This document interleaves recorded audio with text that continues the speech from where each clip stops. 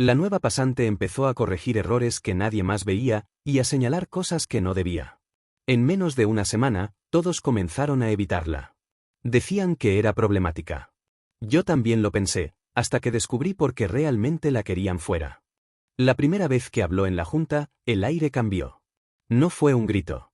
Fue una frase corta. Ese contrato tiene una cláusula duplicada, dijo Clara, señalando la pantalla. Y está inflando el costo final en un 18%. Silencio. No de los que sorprenden. De los que asfixian. El gerente, Vargas, no miró los números. La miró a ella. Agradecemos tu entusiasmo, dijo, con una sonrisa que no llegaba a los ojos. Pero los contratos pasan por 3 filtros. Si hubiera un error, ya lo habríamos visto. Ella no bajó la mirada. Está en el anexo B, línea 12. Se repite en la revisión anual. El cálculo final suma la misma partida 2 veces. Vargas cerró la laptop. Clic. Lo revisamos después. Mientras, te sugiero enfocarte en el formato de tus informes. La presentación importa tanto como el contenido. Alguien tosió. Otro revisó el celular. Una coordinadora asintió demasiado rápido, como buscando aprobación invisible. Nadie habló. Nadie intervino. Yo estaba al fondo. En la última fila. Con una libreta cerrada sobre las piernas. Sin placa. Sin corbata. Sin nombre en la mesa. Nadie sabía exactamente qué hacía ahí. Y esa era la idea. Llevaba semanas entrando a esta sucursal con ropa sencilla, llegando temprano, saliendo tarde, observando más de lo que hablaba. Cuando firmas las decisiones finales de una empresa, aprendes rápido que la gente te muestra una versión de sí misma. La que quieren que veas. La que les conviene. Por eso prefiero pasar desapercibido. Prefiero que me hablen como si no importara. Es ahí donde la máscara se cae. Clara no entendía las reglas no escritas. No bajaba la mirada cuando la corregían. No pedía permiso para hablar cuando veía un error. No ignoraba lo evidente para no meterse en problemas. Y eso, la volvió incómoda. No por lo que decía. Por cómo lo decía. Con calma. Con certeza. Sin pedir disculpas por tener razón. En una empresa donde el silencio se compra con ascensos y la complicidad se paga con estabilidad, una persona que habla claro es un peligro. No porque sea rebelde. Porque recuerda a todos lo que han decidido olvidar. 3 días después de esa junta, ya nadie se sentaba con ella en la cafetería. No la expulsaron. No la insultaron. Solo dejaron de mirarla a los ojos. Dejaron de invitarla a los almuerzos. Dejaron de responder sus mensajes en los grupos internos. El aislamiento no siempre llega con portazos. A veces llega con sillas vacías. Y yo, en silencio, empezaba a ver el patrón. Ahí fue cuando supe que no se trataba de una chica nueva. Se trataba de un espejo. Y nadie quiere ver su reflejo cuando lleva años tapándolo. Primero fueron miradas. Esas que se clavan y se apartan en medio segundo. Como si mirarla demasiado fuera a contagiar algo. Luego silencios. Cuando entraba a una sala, las conversaciones se cortaban. No por respeto. Por costumbre. Porque aquí las preguntas sobran y las respuestas cuestan. Después, advertencias. Disfrazadas de consejos. Vestidas de preocupación. No te conviene meterte en eso, le dijo un compañero junto a la máquina de café, mirando hacia otro lado mientras hablaba. Aquí las cosas funcionan diferente, añadió otra, sin alzar la voz, como si temiera que las paredes escucharan. Mejor acata, aprende el ritmo y guarda tus opiniones, susurró una tercera, mientras ajustaba sus papeles con manos temblorosas. Clara asentía. Siempre asentía. Pero no cambiaba. Seguía revisando documentos después del horario. Tomaba notas en márgenes que nadie leía. Hacía preguntas por correo que quedaban sin responder. Imprimía contratos, los comparaba con facturas, cruzaba fechas, buscaba firmas que aparecían demasiado rápido, autorizaciones que saltaban pasos, proveedores que se repetían como un eco que no terminaba de apagarse. La primera humillación real llegó el viernes. Vargas la llamó a su oficina. Cerró la puerta. Dejó un stack de informes sobre su escritorio. Como tienes tiempo libre para auditar contratos de otros, aquí tienes material para practicar, dijo, sin sentarse. Quiero que los formatees. Alinees los márgenes. Corrijas la tipografía. Y me los entregues el lunes. Ella miró los papeles. Eran informes de gastos del mes pasado. Correctos. Sin errores. ¿Hay algo que corregir en el contenido? Preguntó. El contenido ya está aprobado. Solo quiero que luzcan profesionales. A veces, la gente se confunde cuando cree que su trabajo es más importante que el de los demás. No era una orden. Era una corrección pública. En privado. Para que no hubiera testigos, pero sí víctimas. Ella no respondió. Tomó los papeles. Salió. Fui al baño a los 5 minutos. La encontré frente al espejo, con el grifo abierto, agua fría corriendo. Se lavaba las muñecas. Como si quisiera quitarse algo invisible de la piel. No lloraba. Respiraba. Lento. Controlado. Cuando me vio en el reflejo, no se giró. Solo cerró el grifo. Secó sus manos con una toalla de papel. Y salió. Ahí entendí que no estaba llorando por el trabajo. Estaba midiendo hasta donde estaba dispuesta a aguantar. Yo la observaba. Y por primera vez en años, dudé. Pensé que esperar me daba ventaja. Que mantenerme invisible me protegía. Que si intervenía antes de tiempo, alertaría a la red y perdería la ventaja estratégica. Me equivoqué. Mi silencio le dio tiempo a Vargas para preparar el siguiente movimiento. Y a ella, el peso de cargar sola con una verdad que nadie quería escuchar. Hasta que una tarde, la encontré en la sala de juntas. La puerta entreabierta. La luz apagada. No trabajaba. Grababa. ¿Qué haces? Pregunté, desde el marco. Se tensó. Pero no apagó el celular. Protegiéndome, respondió. ¿De qué? De lo que pasa aquí. De lo que ya no puedo decir sin que me miren como si estuviera loca. Lo que vi después cambió todo. Esa noche, accedí a los archivos internos desde un equipo externo. Sin dejar rastro en los servidores locales. Crucé órdenes de compra con facturas emitidas. Verifiqué proveedores que aparecían en 3 departamentos distintos, con el mismo representante legal, con la misma cuenta bancaria, con la misma dirección registrada. Los números no mentían. Pero alguien los estaba maquillando. Y lo más peligroso no era el fraude. Era la normalidad con la que se repetía. Como si fuera parte del flujo de trabajo. Como si nadie se atreviera a detener la cinta. Al día siguiente, su escritorio estaba vacío. Su silla, empujada contra la pared. Su computadora, apagada. Como si nunca hubiera existido. La cambiaron de área, me dijo un asistente, sin mirarme a los ojos. Problemas de actitud. No encajaba con el ritmo del equipo. Claro. La clásica.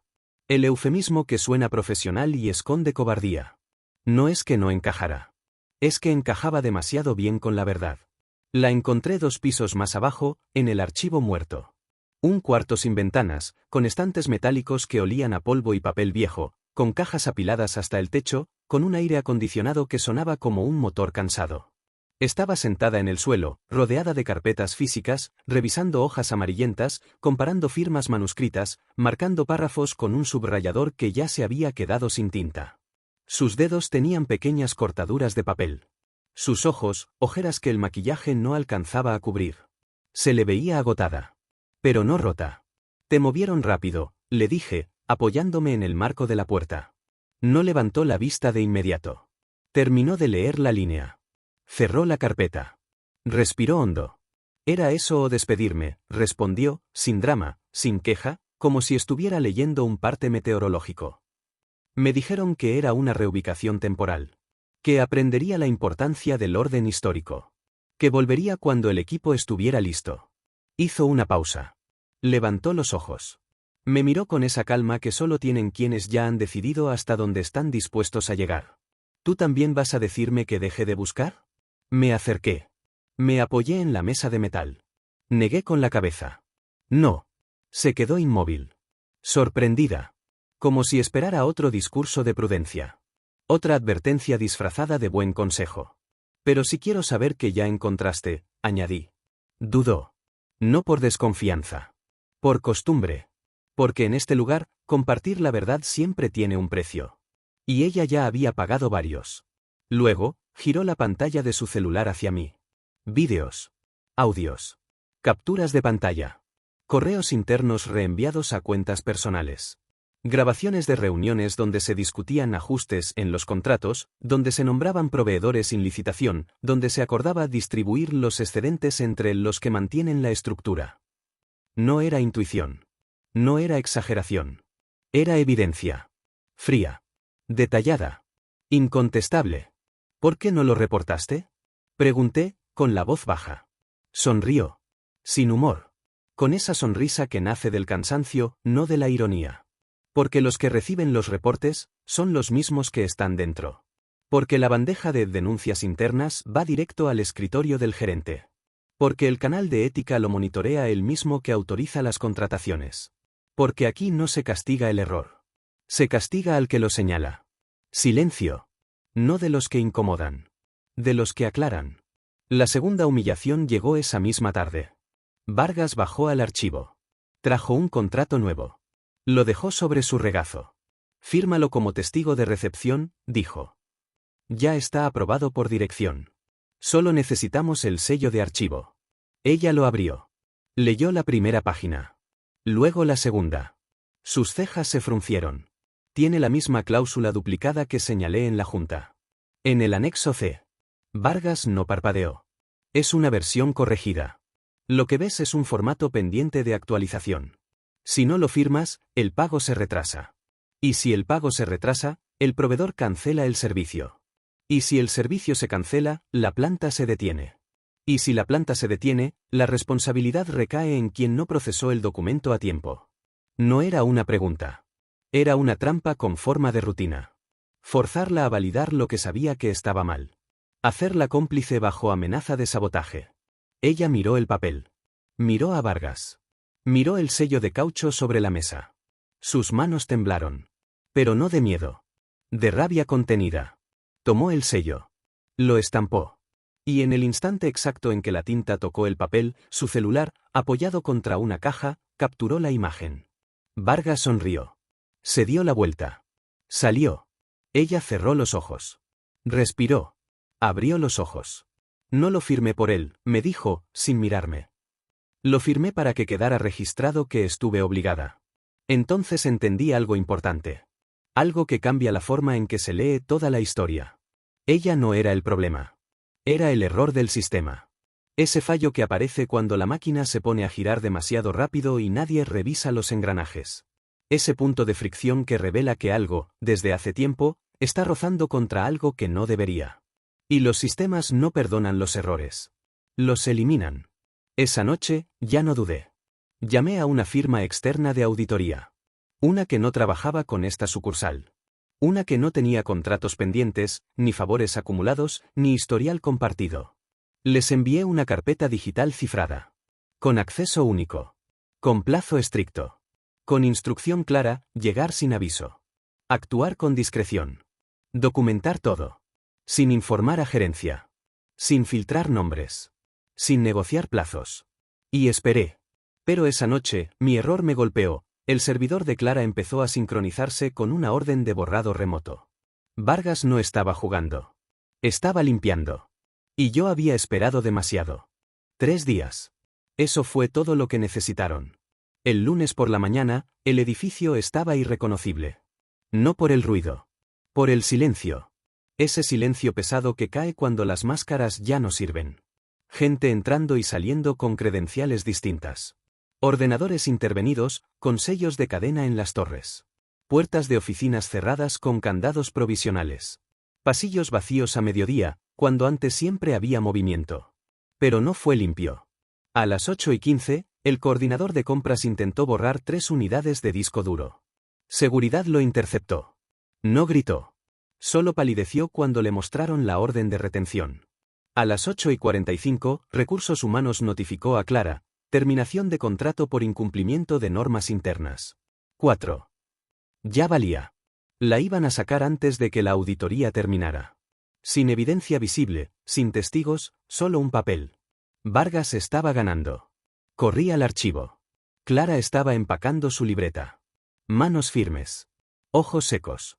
No te vayas, dije. No me queda otra, respondió. Hoy a las 4 me quitan la placa. Mañana ni existo aquí. Quédate. Solo 2 horas. ¿Para qué? ¿Para ver cómo me echan igual? Para que no te vayas con la sensación de que perdiste. Para que veas que no estabas loca. Para que alguien, por fin, mire lo que tú miraste. No respondió.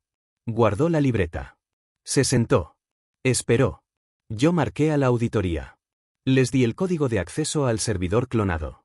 Les dije, si no es a las 11, ya no sirve. La evidencia se está fragmentando. A las 11 en punto, la puerta de la sala principal se abrió. Clara entró. Yo ya estaba ahí. Al fondo. Como el primer día. El auditor principal habló primero. Un hombre de voz pausada, mirada que no juzga, solo registra. Gracias por la información. Fue clave. Sin su registro inicial, sin la línea de tiempo que marcó, sin los cruces que hizo en silencio, esto habría tardado meses. Usted nos ahorró tiempo.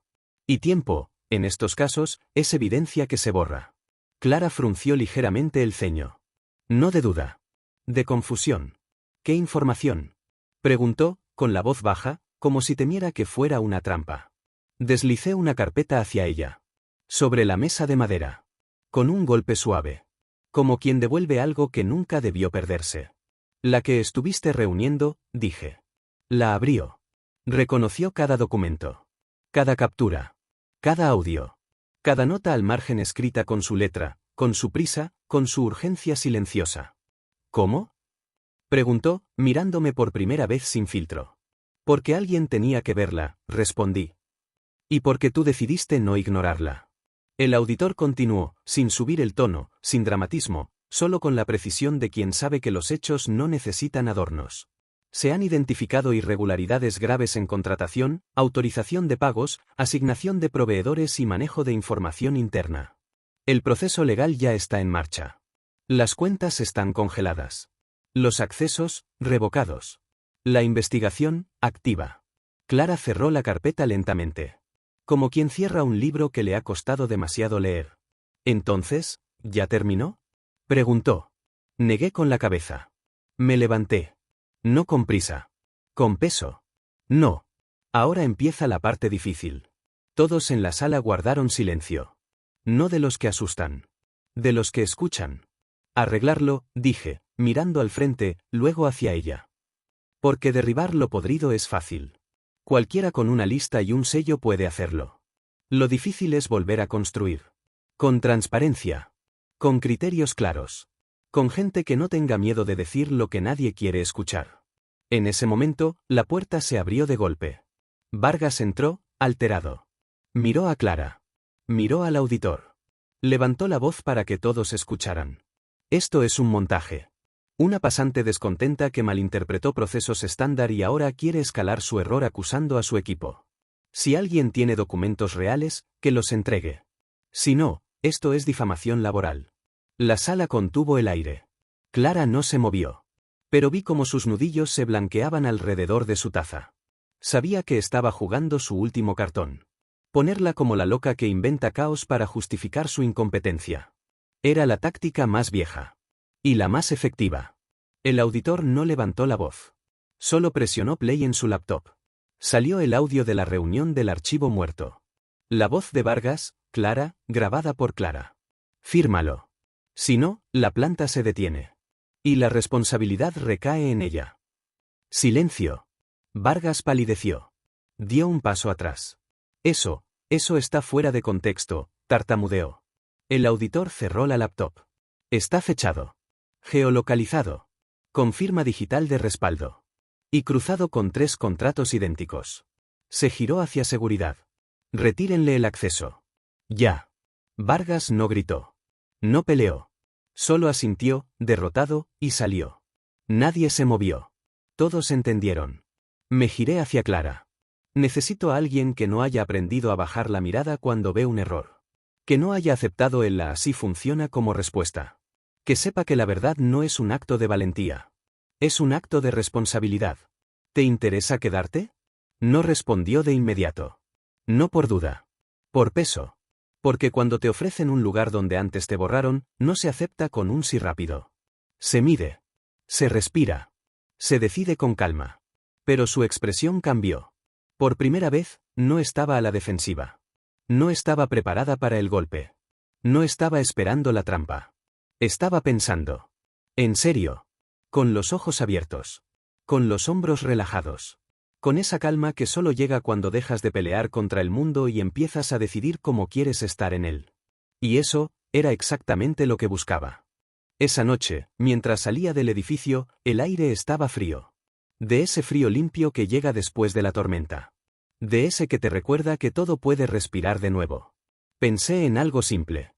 Algo que a veces olvidamos cuando miramos las cifras, los reportes, los organigramas, las cadenas de mando. El problema nunca fue la corrupción. Eso siempre existe. En todas partes. En todas las épocas. Donde hay poder, hay tentación. Donde hay silencio, hay espacio para que crezca. El verdadero problema es cuando todos deciden ignorarla. Cuando el que ve, calla. Cuando el que sabe, finge. Cuando el que podría hablar, prefiere sobrevivir. Cuando el costo de la verdad se vuelve más alto que el precio de la complicidad. Hasta que alguien aparece. Y deja de hacerlo. No con un grito. No con un escándalo. Con un dato. Con una pregunta. Con una mirada que no se aparta. Con una libreta que se abre en el momento correcto. Con la decisión de no normalizar lo que no debería ser normal. Y cuando eso pasa, no importa cuánto poder creas tener. No importa cuántas puertas hayas cerrado. No importa cuántos silencios hayas comprado. Todo empieza a caer. Porque la verdad no necesita estruendo para ganar. Solo necesita a alguien dispuesto a no apartar la mirada. Y a veces, esa persona ya está sentada en la última fila. Esperando su momento. Sin saber que su momento ya empezó.